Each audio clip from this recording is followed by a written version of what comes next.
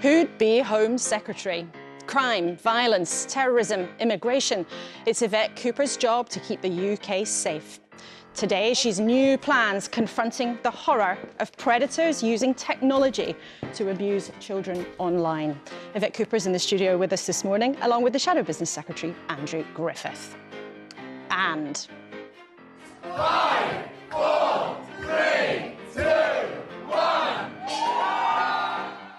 1, 2, 3, 4, 5 years, believe it or not, since we left the EU. But the Lib Dem leader, Sir Ed Davey, wants Labour to establish closer links. We'll ask why.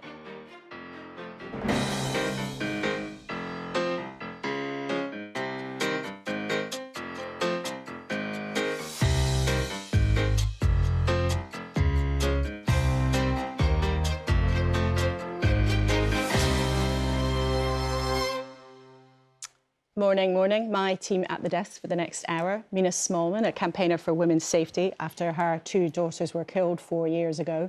John Caldwell, billionaire businessman and philanthropist, and journalist, Times columnist Fraser Nelson. Welcome to all of you. Let's start, as we always do, with what's making the news. The Sunday Mirror leads on the government's crackdown on the use of artificial intelligence to create child abuse images. We'll be talking to Yvette Cooper about that shortly. The Sunday Times is going to get Westminster tongues wagging. Revelations from a new book about Keir Starmer. More on that later too. The Sunday Express warns the Prime Minister against giving ground to Brussels. He's off there for meetings tomorrow. And the Mail on Sunday says new bombshell evidence is on the way that might cast doubt over Lucy Letby's guilt. Here at the BBC, we're leading on President Trump's new tariffs on China, Mexico and Canada. Perhaps that's the beginning of the trade war that some people have been warning about. Let's though start with our main discussion this morning with the Home Secretary. Mina, for the worst of all reasons, you've become a campaigner for women's safety and you're very familiar with the issues and the challenges in that area. As you see it, what should the priorities for the Home Secretary be? I think, sometimes you have to legislate for things to change. And I think they need to be more nimble to be able and flexible because things are moving so quickly in terms of radicalisation of our young men that we need to catch them before they fall. And the man who took your daughter's lives, he had also been referred to the Prevent programme as it's known, which we know had also happened to the Southport killer. Do you think that scheme as it is fit for purpose, or is that something that needs a really big overhaul? I think Prevent is good for what it does. But what happens if the perpetrator falls between 2 stools? You need another agency that looks entirely at the radicalisation of young men, toxic masculinity. And also we need to address the dark web. Very interesting. We'll be raising those issues with Yvette Cooper in a second.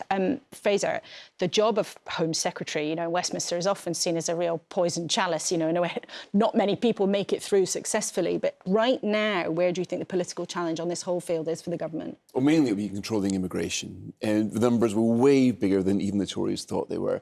And it's become almost the single biggest issue in politics now. This is where reform overtaking Labour in the opinion polls is making all of its political running right now. And the result will come in the numbers. I mean, the Tories tried to put on the brakes towards the end by cutting down the visas, but the government still doesn't seem to know what the relationship is between the policies it makes and the numbers coming in. So more than anything else, I think Yvette Cooper will be judged on whether that number comes down. Huge political pressure there. But there's also, John, we've seen this week, massive increase in shoplifting, increase in knife crime and robbery. You founded and ran a huge retailer. Looking at things, do you think it's really changed for people trying to do business? Is crime now a factor on the high street? I think crime's always been a massive factor. It's a massive factor in terms of the way London is understood abroad. I regularly meet very wealthy people who are concerned about London crime. It's not significantly worse than a lot of major cities, but we ought to do more. And the problem and the challenge is huge. But I've done sort of a little bit on this because I founded Cordwell Youth, which we put a one-on-one mentor with young people at risk that come out of the care system. And often those people that come out of the care system have had such a bad existence, such a bad experience in life, and such bad influence from other people, that they go down a pathway of sexual abuse, of criminality, of drug abuse. And we have to stop that at the core. And one of the problems is that the government never, ever invest at the right end of things. We build the prisons, but let's stop the young people getting into prison. OK. And let's stop the crime. Well, I think all three of you have really laid down the gauntlet for the Home Secretary, Yvette Cooper, so we'll get on then with our main event, because it is always an incredibly tough job to be Home Secretary. Harder still as the threats to us evolve, particularly with the online world creating new ways to offend. On this raid last week, police dogs were used to sniff out phones and a hard drive. Yvette Cooper is today announcing new laws to make it harder for predators to use artificial intelligence, advancing technology to share and create images of child abuse. But that is only one of a very, very long list of very difficult jobs she has to do. And I'm pleased to say she's with us this morning. And before Christmas, we talked to you a lot about immigration, so we're going to focus on other issues today. Let's start then with your new proposals to tackle online child abuse. It's already illegal to possess images of child abuse or to create them. So why do we need even more legislation? Good morning, Laura. Well, you're right that there's already a legal framework, and child abuse is one of the most vile and horrendous crimes against some of the most vulnerable people of all. But what we're seeing is that AI is now putting the online child abuse on steroids. It's escalating, industrialising the scale of some of this appalling abuse. You have perpetrators who are using AI to help them better groom or blackmail teenagers and children, distorting images and using those to draw young people into further abuse. Just the most horrific things taking place, and also becoming more sadistic in some of the images that the National Crime Agency are now seeing. That's why we need to strengthen the law. We're bringing in new laws to outlaw the use of AI models to create and exploit child abuse images, and also much stronger penalties on those who are creating these forums to teach other people to use AI for abuse. And one of the shocking things when you talk to people who've been working on these kinds, in this kind of area, is that much of this is taking place now on mainstream platforms. This isn't hidden away on the dark web, which Mena has mentioned already, the dark web. You say it's on steroids, but can you give us a scale actually of how many people are affected here? I mean, how many children are vulnerable, and how many people actually are involved in these kinds of crimes now? Well, the National Crime Agency estimate it could be up to 800,000 people who are viewing child sexual abuse material online, and much of that can be linked to children and also linked to offline abuse as well. The recent inquiry estimated that around 500,000 children across the country are victims of child abuse of some form each year. And we know that the online aspect of that is an increasing and growing part of it. And online crime might be one thing, but you're saying today that is linked to real life crime. So what happens on the internet, is that increasing, therefore, the kinds of the numbers of these kinds of crimes you see in real life? Well, that's the assessment of the National Crime Agency experts who look at this. They have become increasingly worried at seeing the way that it almost becomes a gateway into the worse and worse offline abuse and contact abuse, but also that the online threats, the blackmail, the traumatising impact that can have on children and young people, the things that they are asked to do through streaming channels as well. This is deeply damaging to our children and young people, and new technology is being used to exploit our young people, and we have to do so much more to keep them safe. But technology moves at the speed of light. Yeah. Parliament, legislation, governments do not. I mean, do you really think you can keep up with the pace of what's happening? I think this is a challenge because you're right, the technology moves so rapidly.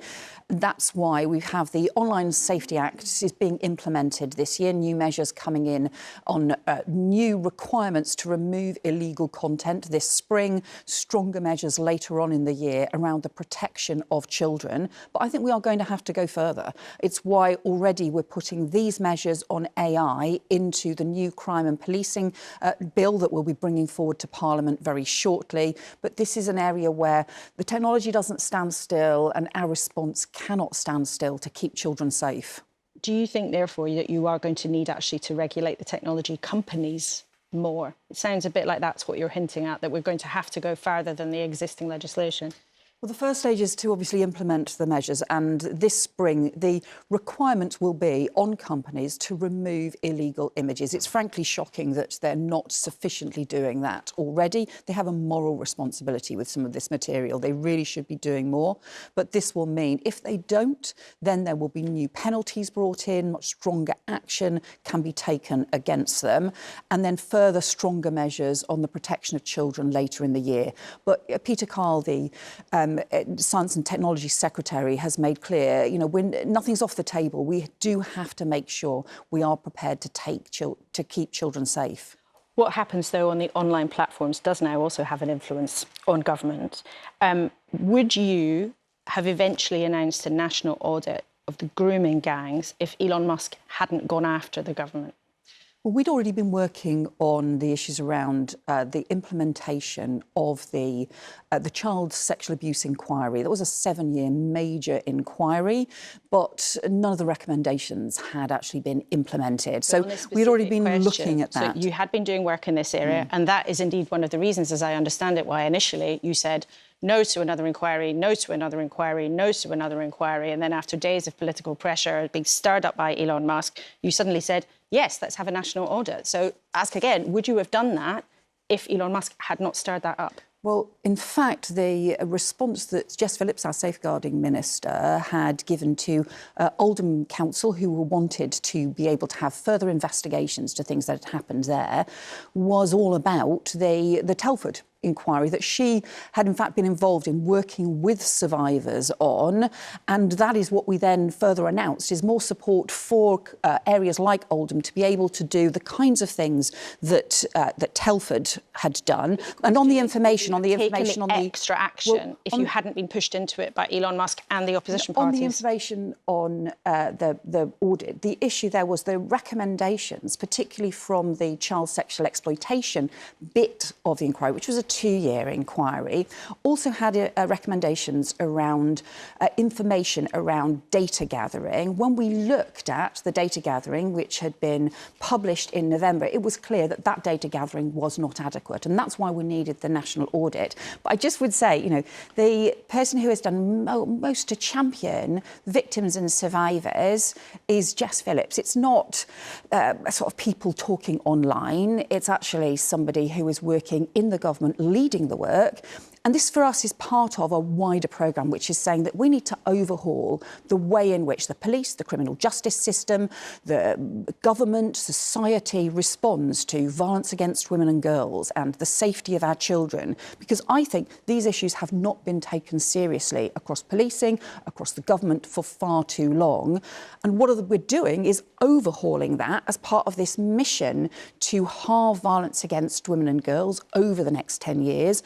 And that's part of the plan for change that the Prime Minister set out before Christmas. One of the most horrific episodes against women and girls in recent times, of course, is what happened in Southport. Yeah.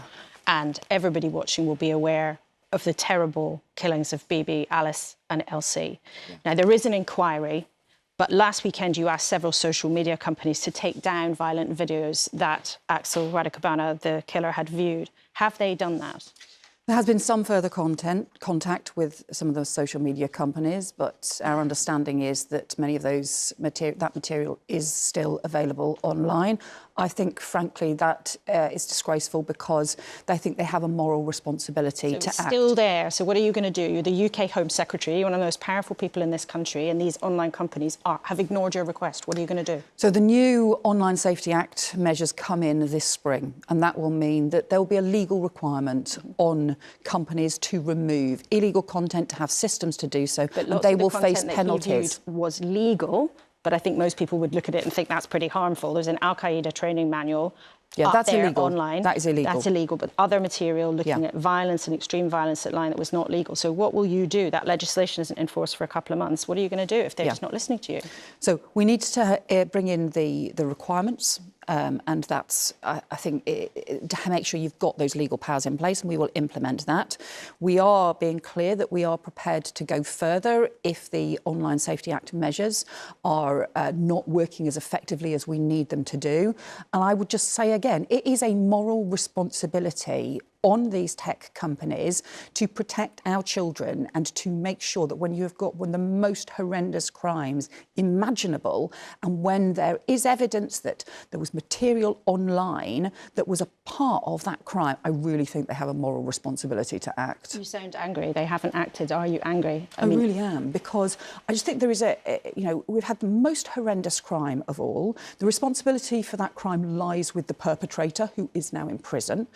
But there is still a responsibility on everyone to do what they can to keep people safe and to address this wider problem that we have about a growing violent extremism among teenagers. And that's one of the things we want to be a central part of the inquiry. But one of the issues it is going to have to look at is the way in which online material, as a sort of online radicalisation, we're seeing this with Islamist extremism, we're seeing it with far-right extremism, and we're also seeing it with this obsession with violence as well, being contributed to by what young people are seeing online. But in this case, this teenager was on the radar of the police. He was on the radar of the social services. He was on the radar of Prevent, a Home Office programme. And yet no one stopped him. So as we sit here today, whose job is it to spot and stop a young man like that who might go on to commit that kind of crime? So I think you've put your finger on the heart of the problem. There isn't a clear structure for responsibility, for whose responsibility it should be. There's a network of different organisations who all have a partial responsibility, but actually, in this case, as we saw, that network collectively failed to identify the scale of risk that this young man posed. So whose job is it then? So it would be a combination at the moment, and it is not working effectively. So you have the Lancashire Police had contact with him. They will have responsibilities about somebody who might be a danger to the public. The social services and they have multi-agency protection networks and the early help. But what you're suggesting is if it's everybody's job, it's no one's job. So whose job should it be? Are you suggesting a new agency or the police having named responsibilities, or what are you suggesting? So I think this system needs to be strengthened, because where there's an issue, for example, where we know there's a clear ideology involved, so you have somebody where there's clear evidence of Islamist extremism, for example. We have the Prevent programme and also counter-terrorism police.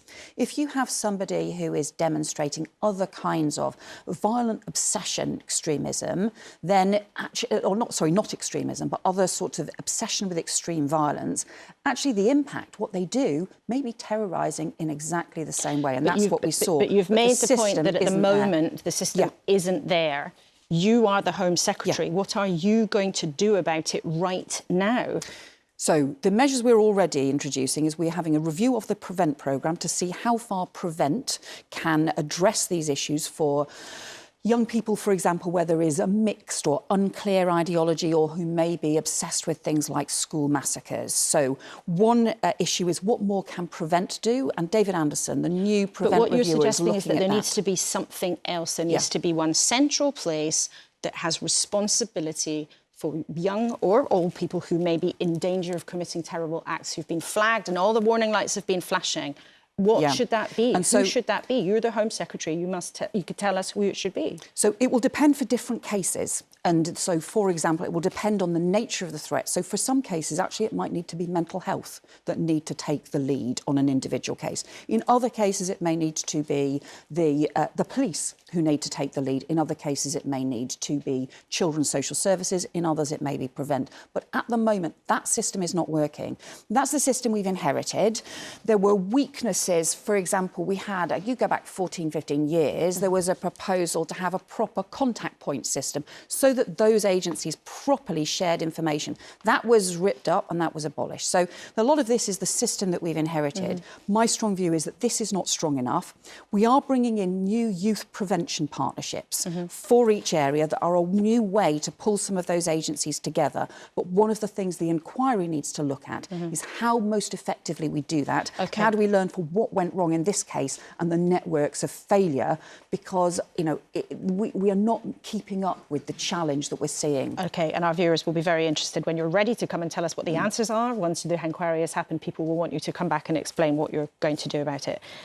However, lots of people watching have got experience of much more low-level crime, which might not sound serious, but it can really affect the quality of life. I'd like to introduce you to Ellen, who runs a shop with her husband in Bournemouth. They've been repeatedly targeted by shoplifters. They've taken thousands and thousands of pounds, and they've had to take some quite drastic action. Let's have a listen to her.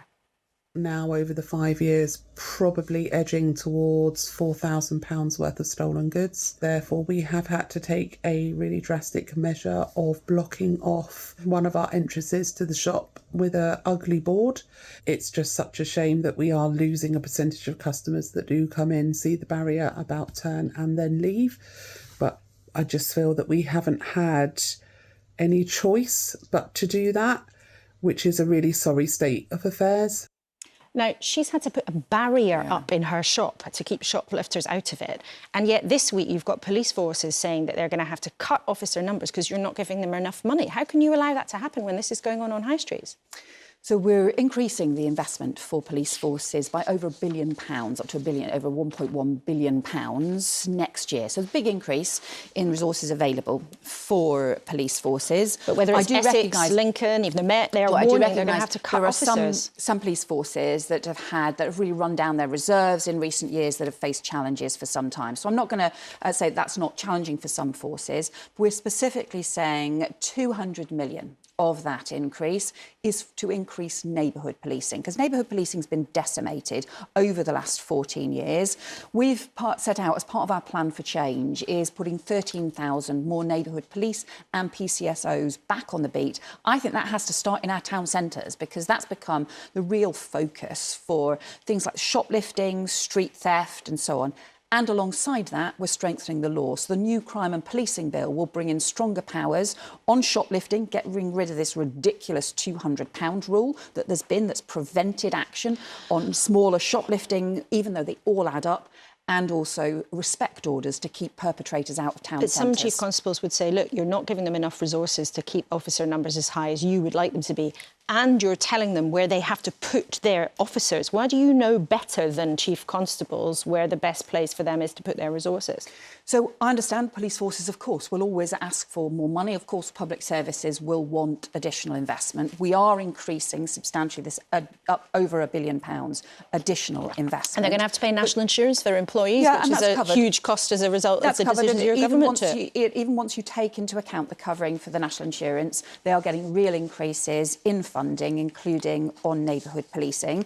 We also need them to make greater efficiencies, because, you know, the way in which they all buy different computer systems across 43 forces. Actually, we have to change all of that, make greater efficiencies with the way that they work.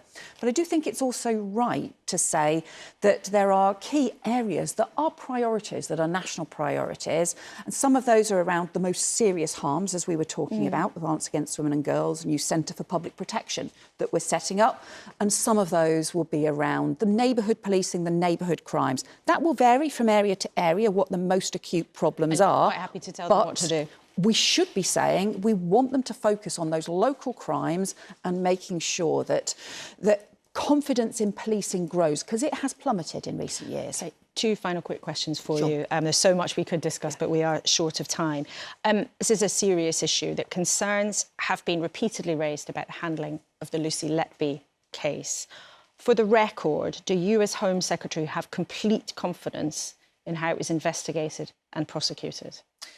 So you will understand that as Home Secretary, it would not be right for me to comment on the details of an individual case where there has been operational independence of the police and also the operational independence of the prosecution and the courts.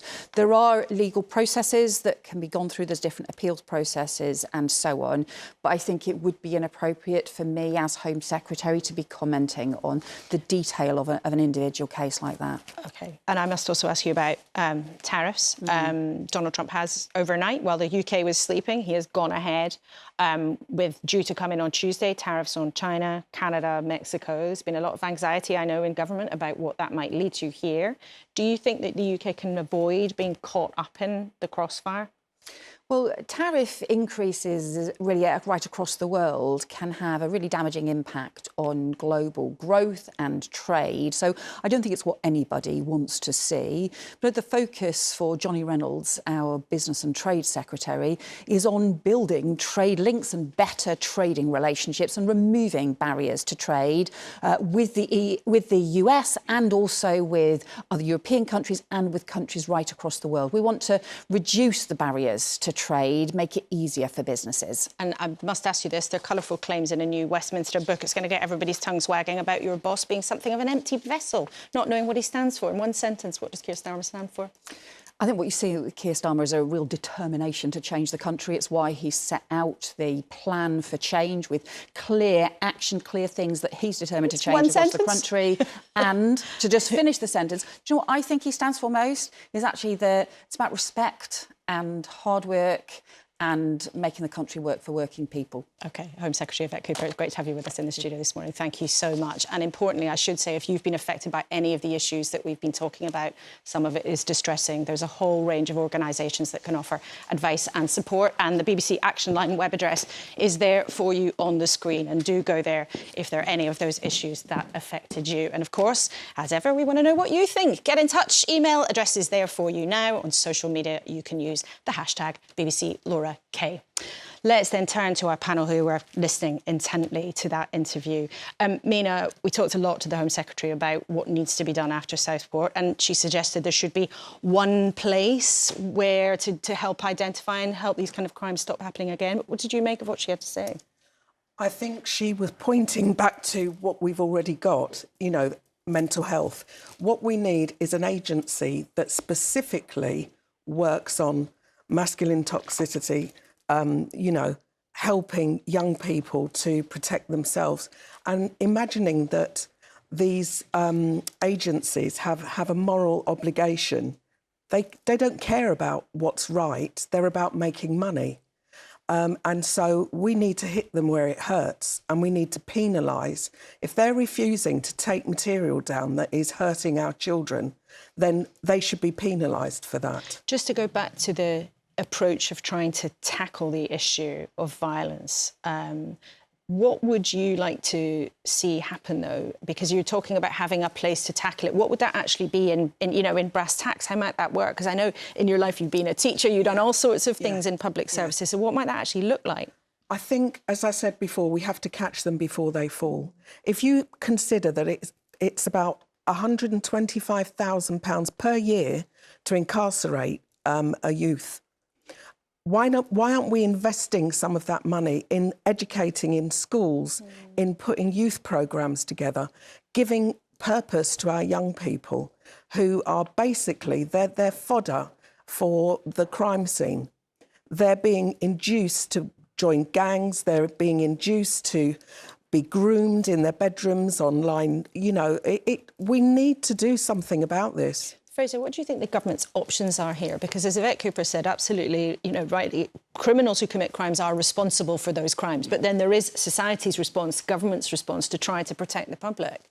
Yeah, and it's interesting. You're basically asking or putting Mia's challenge. What do you do to people who fall between two stools? And both the person who killed Mia's daughters, the Southport killer, both, they were not non-Muslims, non-white killers. So the system didn't quite know how to categorise them. That's the problem. And you were putting it to her, what happens? And she was listing, well, it's a bit of a problem. There's mental health, there's police. What I think she should have said is, look, it should come to me. I'm the Home Secretary. Until such times as this is fixed, then I will take responsibility. And we're seeing a lot of this from Keir Starmer's government, putting things out to review. We're getting a review of Prevent that will report back in a year's time or whatever. We're getting a review of welfare reform, which may or may not come in the year. I mean, what we're lacking is the kind of urgency which you would expect. You could get somebody who's going to strike pretty quickly. If that does happen, is the government really going to say, well, we knew there was a problem, but we didn't really act? I mean, I think the Home Secretary does have power to think if there's a vacuum and it's dangerous, then I personally will fill it. We heard before the election, John, and you were with us before the election, you did back Labour this time, but we heard a lot of, we're ready to hit the ground running, we've done all the work. And as Fraser says, actually, there is a lot of, well, we're going to have a review of this and a consultation of that, and we're going to take a bit of a look. What's your take on where they've got to? And I'm thinking, of course, specifically on the economy. That's what you spend most of your time thinking and worrying about. Are we talking about law and order, or do you want my overview of Labour? I think how they're getting on generally, because I know that you've had lots of contacts with the government, but this sort of review-itis or consultation-itis... 60 reviews. Well, this is an all-day review you're asking me to do, so let me try and sum it up. I think regarding the law and order issue, all governments are massively behind the drag curve, always. They're incarcerating people when you need to stop it. And I don't want to be plugging Cordwell Youth, but I'm going to anyway, because it's a charity I founded 2 years ago. And the purpose of that is to put a one-on-one mentor with people at risk, with young people at risk, to stop criminality, to stop drug abuse, to stop sexual abuse. And the success that we're having is amazing. Government need to think about that model. It costs me about £5,000 per person per year, and the reduction is about 70 or 80%. And the problem is with the social services, they cannot afford the amount of people they need. The problem is huge. I think it's about 1 million young people out there that need one-on-one mentorship. But there's a second point that's very important. They are all suspicious of government bodies, of social welfare and so on. When we put a mentor on, it's an ordinary person off the street who we've trained, and that mentor builds a relationship and can get inside the head of that young person way better than any official body. Somebody knocks the door and says, I'm here from social services. That can put this sort of terror into families. Mina, do you think that's the kind of thing that would work? I absolutely agree. I ran a mentoring course when I was teaching, and actually a lot of our young people don't often have grandparents or people who have a different work experience. And the changes in the boys, I mean, I had one boy, he wanted to be a chef, and it was through the mentor that he actually did that. He got through that. But on paper, he was going to end up the way of his family, and they had all been incarcerated. John, let's then turn to the economy, because that's your particular expertise as well as your charity work that you're doing now. You have been supportive of Labour, but that was before the budget, the changes on national insurance and inheritance tax. How do you rate the Chancellor so far? We heard from Rachel Reeves last week. She did a big set piece on Heathrow this week. How do you think it's going? Do you know, I think it's a really mixed bag, but I think the budget was optically a fiasco. Not a fiasco from what they did in terms of, is it really damaging? It's more of an optical. It's more of how people feel about it. And I think they could have been so much smarter. The NI was a good way of raising 25 billion, but it's hurt disproportionately some businesses really badly. And if you look at those businesses that hurts badly, they've also put minimum wage up. Now, I don't disagree with minimum wage going up, but then you do NI on those businesses that are suffering most from minimum wage, and it's a fiasco. There were so many cleverer ways that they could have done things. And the non-dom rules, all of it was not very smart, and they could have done a lot better. Fraser? Well, I think this takes us to, of course, the book which sometimes realises today. I mean, that Keir Starmer arrived to government not thinking very much, not saying very much. He wanted to present as small a target as he could. Then when he gets in power, and all of a sudden there's big questions, he isn't ready for it. So that's why we saw a budget that was absolutely not fit to the problems that they inherited. This is why that Rachel Reeves is now reversing on her non-doms rules, saying in Davos she's going to make it better. And I think what comes down to the overall theme, that by fighting the election, saying as little as they possibly could, they arrived with nothing approaching the plan which people deserve. And now the world has changed so much, though, in terms of how President Trump is behaving. I mean, we talked about it a bit with Rachel Reeves last week, but now the tariffs seem to actually be upon us. There was lots of sort of rattling cages about it in the last couple of months.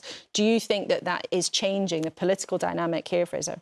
I certainly think the speed that Donald Trump is operating is in marked contrast to the review style we've got over here.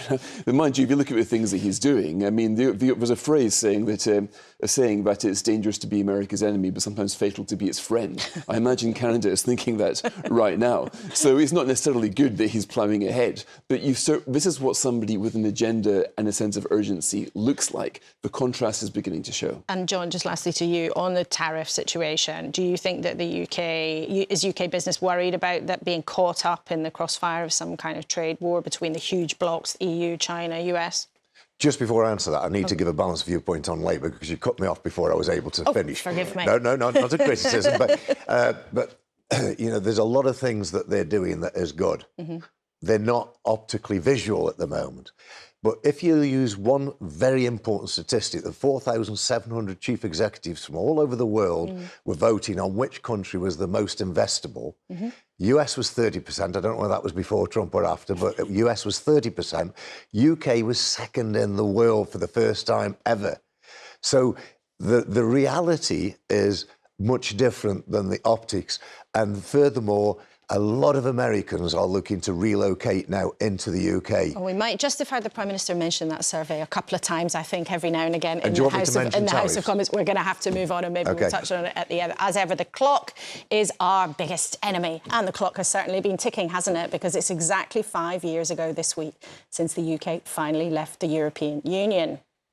8, 7, 6, 5, 4, 3, 2, 1. Just as Boris Johnson banging that gong didn't exactly go according to plan, Brexit certainly has plenty of detractors. Plenty of Brexiteers would say we haven't made the most of the freedoms it offered. Plenty on the other side that their warnings that it would be damaging to the country have come true. And of course, how we do business with the EU was at the centre of all those bitter arguments back then. But the Lib Dems now reckon we should go back into some of the arrangements and join the customs union. Welcome to Sir Ed Davey, the Lib Dem leader who's with us. Always good to have you here in the studio. Now, everybody remembers that getting out of the EU, whatever you thought of it, was very long, very complicated, very bitter politically. Who really has the appetite for a long and complicated negotiation to go back into the customs union? When I talk to people out there, families and businesses, they're worried about the cost of living and they're worried about can we get the economic growth to pay for our health services, our NHS, education, crime and all those issues that people care most about. And the question for politicians is, how's the best way to get that growth for our public services and to get prices down? What I'm arguing is if we can have a UK-EU customs union, we can tear down those trade barriers that the Conservatives put up to our exporters and get that growth far more quickly than anything Rachel Reeves and Labour are saying at the moment. But who do you think's got the appetite for a long and complicated negotiation? Because in return for that from the EU, we would have to give them stuff. Everybody knows Brussels drives a hard bargain. It wouldn't come for free. It would probably take a long time. Who's got the appetite for that? Well, first of all, I'm not quite sure if I agree with you. I think it could be done far more quickly. We're talking about a customs union, which was there before. There are other models, like Turkey's customs union with the EU has been in place for a long time. There would be some negotiation, that's true, but it wouldn't be like what we saw before. And I think the benefits would come up even quicker than the actual negotiation, because if you do that, you say Brussels will want more things. Well, I think we can engage with Brussels to tear down more barriers. So we've said that we think a youth mobility scheme that the EU are proposing isn't a terrible idea. We, again, have to negotiate over the details, but the idea of allowing the freedoms for our young people to travel, work and live across Europe, and our employers have opportunity for, on a temporary basis, for young people from Europe, I think that would be good for our economy. But in terms of that mobility scheme, you mentioned that there, the EU proposal on a youth mobility scheme has no limit on it. And you have also said that legal migration is too high. But you're proposing a scheme that would mean as many people as wanted could come and live and work here. So that's a contradiction, isn't it? Well, I'm glad you asked for clarification, because we think in that negotiations we should go for a capped scheme. And you think the EU would give that? I think they could. I mean, if you look at our schemes at the moment that we have on youth mobility, with Korea, with Japan, with Canada, with Australia. They're capped schemes, and they work incredibly well. So what the Liberal Democrats are saying, have a capped youth mobility scheme. You'd have visas that could be for 2 or 3 years, and then people would go back. So it wouldn't add to net migration. Well, Conservative leaders had found out to their cost that the EU wasn't always quite up for putting a brake on migration. But we've got a lot to... I think Conservative leaders were very bad. I think they sold Britain out in Europe. They failed to act properly. But some people would say that you proposing us going back into a customs union would also sell us out, because to be part of a customs union, there might be some benefits, but the UK would have to follow the rules of other countries. And as the saying goes, we would have to be a rule taker and we wouldn't be a rule maker. And we'd be left, you know, having to follow the rules of a club that we're not a full member of. But Laura, we're a rule taker at the moment, even though we have no influence. I'll give you one example. People will see it in their breakfast tables and lunches all the time. You know, these bottles now, they have the tops which have to be attached to them to the recyclable. That was an EU regulation. We had no voice on it whatsoever. But UK-based manufacturing companies are applying that regulation to their bottles now. But the point is they're choosing to in order that they can sell into the Eurozone, and it's their choice. But Laura, you make my point for me. They're taking those rules so they can market and grow and export. And presumably we want to do that, don't we? We want to grow our economy so we can afford our public services, so we can get inflation down. And if that means doing what we're already having to do with things like bottles, then let's just do it. But you say it would be helpful to grow our economy. Let's just take a look, though, at what's been going on with European growth, those people who are in the EU and therefore are trading like that. Here is the last quarter. Now, the UK grew at a measly 0.1%, but the EU average was 0.1%. Actually, when you look at France, it shrank. Germany shrank. Italy was at 0%. So your suggestion that if only we went in and were working more closely with those countries, we'd grow more, that doesn't stack up, does it? No, I think what that shows is that Europe would be keen for a EU-UK trade agreement. But it doesn't show our viewers that your idea would give us better growth, because in some cases their growth is worse than ours. Well, and in some cases it's the same. With respect, you've shown a few countries. There are other countries that are growing more strongly than that. But that's not my argument. My argument is that trade deals are mutually beneficial. And if we had a UK-EU customs union, we would benefit and Europe would benefit. But your argument when you sat down was that if we join, we will grow more quickly than we are. And the evidence from what's happening in the EU at the moment is they're not growing more quickly than we are. Spain, as you say, some countries are doing better, but the average is 0.1%. No, but that's the whole point of trade deals, so you can get more growth on both sides. So even if economy isn't growing at the moment, it's more reason they should have a trade deal.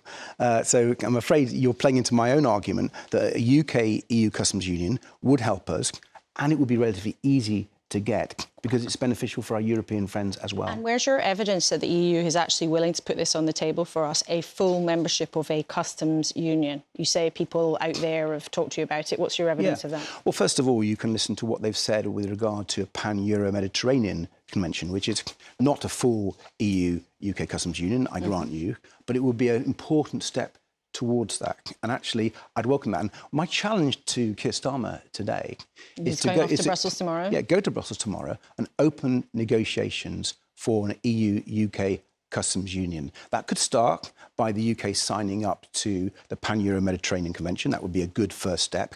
But we should have as our goal, which I think we could reach at the latest by 2030, and would get some really growth running up to that, is for a full UK-EU customs union. And I hope Keir Starmer talks about that tomorrow. And for the Liberal Democrats, though, isn't actually this really a first step to what you hope would eventually happen, is that we would eventually go back into the European Union? During the election campaign, you did tell us eventually that's what you would like to see. Well, I don't think anyone would be surprised that the Liberal Democrats are pro-European in the long term. We believe we should be back at the heart of Europe. But let's also be clear, that's a long way off, regrettably. The truth is, our relationship with our European friends has been so damaged by the Conservatives on all levels that our European colleagues don't trust us. And we need to be realistic about that. It's going to take some time. And I said this at the election. We put forward a set of proposals that over this Parliament we could begin to build back the relationship painstakingly. And I think we could potentially turbocharge that if Keir Starmer goes on Monday and opens negotiations for a UK-EU customs union. You know also that he's just not not going to do that. But it's interesting also to see that you are sticking to this really as your political message. During the election, you had such a great time. You know, you had a great time in terms of your stunts and your frolics, but you also had a great time by actually sending lots and lots more Lib Dem MPs to Parliament.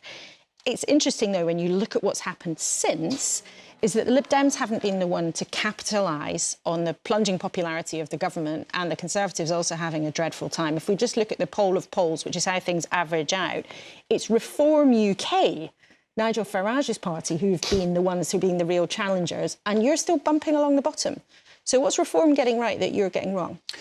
Well, Laura, in the last Parliament, people asked me that question, and we surprised them at the general election, and we got our best result for over 100 years. And since then, there's been no movement. It doesn't say much for those new MPs. Well, what I'm saying is that wait till the next election. We're going to be the surprise of the next election. If you look at what we're doing in Parliament, it's Liberal Democrats who are holding the government to account. I set ourselves a task of being the best opposition. The Conservatives are probably the worst opposition we've ever had. They're divided. They've got no credibility on the economy or the NHS, and they're chasing after reform. And it's the Liberal Democrats who are holding the government to account, whether it's on winter fuel payments, whether it's on the appalling tax on family farms, or whether it's on things like the national insurance. And we're putting forward alternative policies. So on this programme last time, we talked about social care. Talked a lot about social care, and the government have come forward with a proposal for a cross-party review, which we've argued for. But they've got a 3-year timetable, Laura.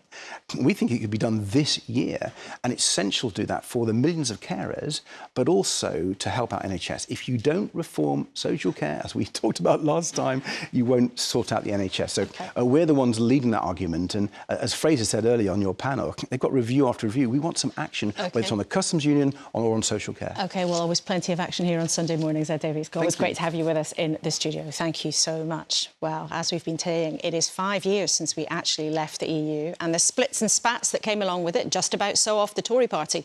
It certainly saw off plenty of their leaders. Can you remember how many? I do not think it would be right for me to try to be the captain that steers our country to its next destination. With enormous and enduring gratitude to have had the opportunity to serve the country I love. I want you to know how sad I am to be giving up the best job in the world. But them's the breaks. I am resigning as leader of the Conservative Party. You have sent a clear signal that the government of the United Kingdom must change. Well, if you were paying attention, 5 leaders in that time. Kemi Badenoch is, of course, the 6th in just a number of years. Andrew Griffith's boss, the Shadow Business Secretary, you're with us in the studio this morning for the first time in your new job. Great to have you with us. Who do you think Brexit has been most damaging for, the country or your party? Look, Brexit has done one really important thing, which is it's given us back the ability that so many countries around the world take for granted to make our own laws. Now, different people will use those in different ways. Some of the things Yvette Cooper was talking about today in terms of online, some of those are laws that we would not have been able to make had we still been part of a single lawmaking body. We're just about to go into a period where I think lots of countries around the world are going to be looking at tariffs. We've seen overnight the news from the United States, and some of the things that have been said in the United States are that the EU will have tariffs imposed. Very damaging for economy, these trade wars. As things stand, the UK has an independent trade policy. We'll have our own challenges. We'll go and seek what opportunities there are if this government can pivot away from, what I think they're doing wrong, which is spending too much time focusing on the past, effectively trying to seek our way back into a customs union with Europe. When there's a big opportunity, we have a trade deal with Europe. We don't have a trade deal with the United States. There's a big opportunity. And actually, what I think Keir Starmer should be doing tomorrow is going to the United States, repenting on the disastrous Chagos agreements and trying to make the most of us having an independent trade policy. I'm sure he might if he was invited to the White House. We don't know when that's going to happen yet. But would you like to have a closer relationship with the EU? I think you suggested this morning that we could have a closer relationship with the EU subject to some conditions. No, I said it's good to remove trade frictions wherever they are. And some of the things that didn't result directly from Brexit, but from some people within the EU who had an agenda, did impose some frictions on us. But the much greater opportunity, we have a trade deal with Europe for goods. the much greater opportunity right now, and I've been saying this in the context of growth, because the government's been talking about growth last week, another failed relaunch. The truth is, one of the really big things this government could do now on growth is a trade deal with the US. We'd have a trade deal with the US and with the EU. But most economists would agree that Brexit, let's just stick with that for a second, the majority of economists by a long chalk have suggested that Brexit has had a negative impact on the economy. And even some more optimistic studies say there's been a 6% reduction in the export of goods. Now, you're the Shadow Business Secretary. How can you be comfortable with that? Look, I mean, these are the same economists, no doubt, that were conjuring up all sorts of fears before Brexit. The reality is we've been through a pretty difficult period in terms of the economy with both the Ukraine war and with COVID. And I think it's quite hard for anyone, in truth, Laura, to unbake that cake. As I say, as Trade and Business Secretary, what I want is the UK economy to grow. If there are frictions that can be eliminated in terms of the EU, with our red lines of not going back into a customs union, not having full dynamic alignment that would prevent us taking advantage of opportunities elsewhere, not going back to being a rule taker from Brussels. Some people, I heard, Ed Davey wants to take us back to the past. The reality is the big opportunities for growth right now are to deregulate our economy, to take advantage of things like artificial intelligence and genetics, which rely on some of those Brexit freedoms. Financial services, where I, as City Minister, was able to pilot through the UK Parliament a significant amount of deregulation to get the fact pattern for laws around financial services right for this country, which is a very different pattern of trade to some of the European Union countries. There is, though, this at the moment, these two sort of poles, if you like. We've got the Atlantic on one side, the English Channel on the other, and the UK is sitting in the middle with increasingly different approaches in the EU and America. And you wrote this week that trying to cozy up to Europe and the US would be like making love simultaneously to a rhino and the sloth. Now, it's quite the image, and if people are still having their breakfast, maybe they might wish that I hadn't quoted it. But if the US is a rhino and the EU is a sloth, what are we? Well, if we play our cards right, Laura, my view is that the UK can do what it's always done, which is prosper on the back of successful trading relationships around the world. And it's not just the UK. What, be half rhino, It's not half just sloth? the UK and the US. Well, I think that the key point is at the moment, the US is the rhino. The US is the economy that's growing. You put up figures for Ed showing that the EU is somewhat of a sloth. Forgive the analogies, they may be a bit simplistic, but the reality is if the government could drop this nonsense deal to give away our sovereignty around the Chagos, probably apologise a little bit for some of the things, the intemperate things that now government ministers have said in the past, and actually get round the table, then I think there's every opportunity from people I talk to in Washington of having a really good trading relationship with the US and avoiding some of the damage of tariffs. Well, I was going to ask you that. From conversations you've been having then with people in Washington, D.C., do you think the UK can avoid being caught up in this, what looks like it might be a trade war between the big blocs around the world? I do think that. I think we do have that opportunity. The US is our strongest trading partner, biggest by far individual country trading partner. It's a very strong ally in terms of security. But to do that, you've got to get in the room. You've got to probably drop some of the baggage that would be holding this country back under this government. Talked about the Chagos. Attacks on freedom of speech have landed extremely badly. Some of the things that have been said in the past. Put that to one side. Let's get in the room with our friends in the United States. That doesn't take anything away from the existing trading relationships with the EU, but the big economic opportunity now is on that side of the Atlantic. And remember, the US is growing very strongly. And there are, of course, though, economic opportunities here. If we kind of come down from the global scale down to what's happening here at home, the Chancellor made a big speech about growth this week. But, of course, the national and the local can be in tension. And I just want to show people something that you, as Shadow Business Secretary, a letter that you wrote last week objecting to plans to build 200 new houses in your constituency. You wrote worried about the loss of trees and hedgerows, and it needs a proper audit of the impact.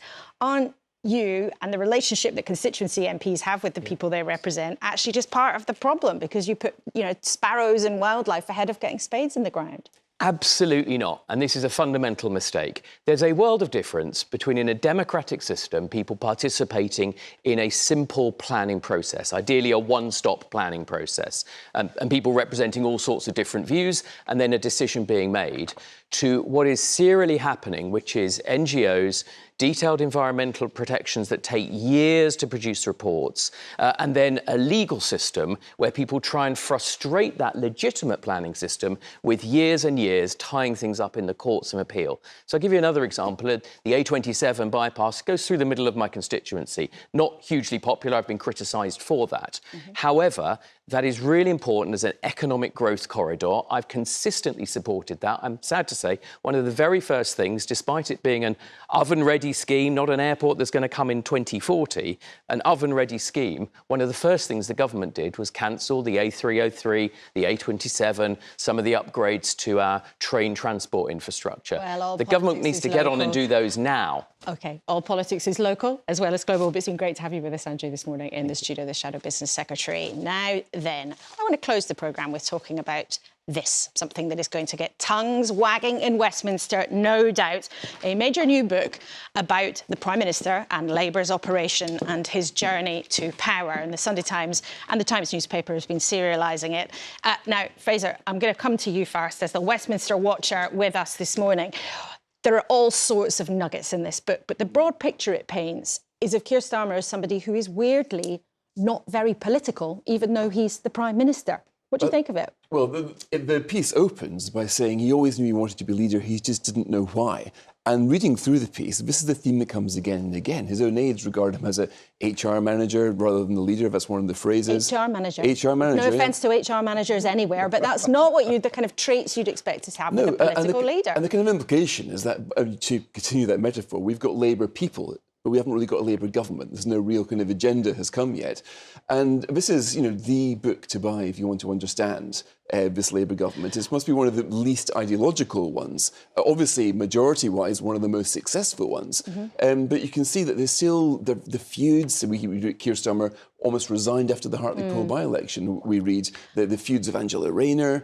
It's a far less a stable ship than... And John, though, you've been talking to the government, I know, behind the scenes. I think I can give that away without giving you... You're very welcome to share your confidences. But do you think that's fair from what you know to say that they don't really know what they're about?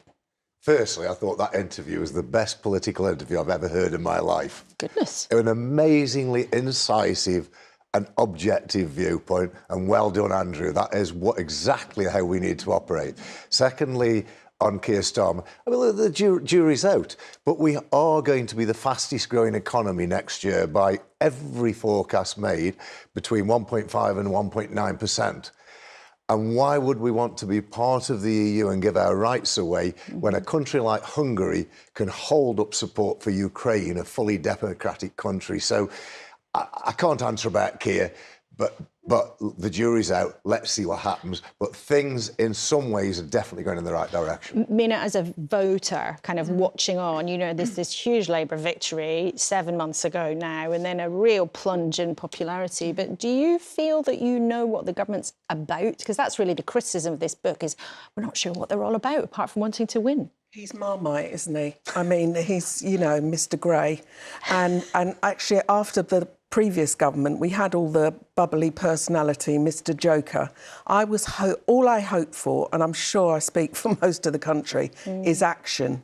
I am so sick of inquiries. I'm so sick of reports that, they're there. They've always been there. We know what the job is. Get on and do it. So you're quite happy about no drama Starmer? Yes. I don't care how boring he wants to be.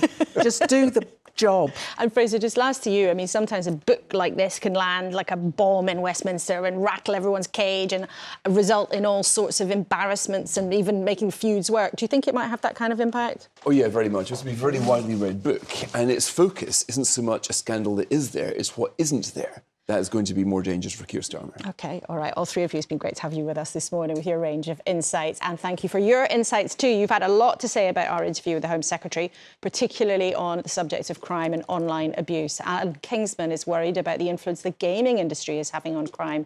Do they normalise violence for young people, he asks. Peter has written in to say that with prisons almost at capacity, there's little deterrent for low-level crimes. And he asks whether tagging could be used more widely. And Elizabeth McAndrew from Glasgow says the elephant in the room is that the punishment is not fitting the crime. She suggests the cut in the number of police officers on our streets hasn't helped either. It's always fascinating to hear it from you and, of course, from our guests as well. A warm thank you to all of them for being with us today, and most of all to you for spending your Sunday morning with us. Join me and Paddy O'Connell. I think we can have a little wave. There he is.